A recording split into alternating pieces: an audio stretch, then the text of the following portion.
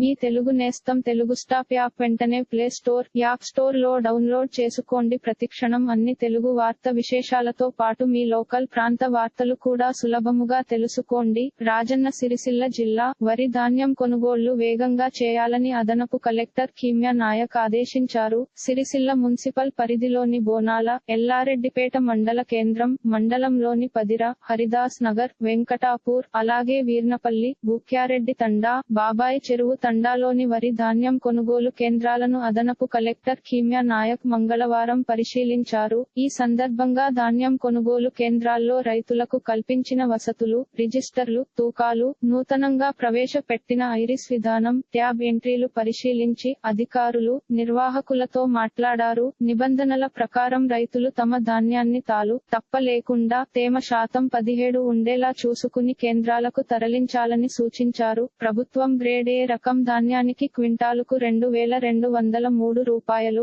Grade B రకానికి 2183 రూపాయలు నిర్ణయించిదని వెల్లడించారు. దళారులకు ధాన్యం విక్రయించవద్దని కోరారు. ఇక్కడ జిల్లా పౌర సరఫరాల అధికారి జితేందర్ రెడ్డి, జిల్లా పౌర సరఫరాల మేనేజర్ జితేంద్ర ప్రసాద్ తదితరులు పాల్గొన్నారు. ఇలాంటి మరిన్ని తెలుగు రైతు వార్త విశేషాలు కోసం ఛానల్ కి సబ్స్క్రైబ్ చేసి గంట నొక్కడం మర్చిపోకండి.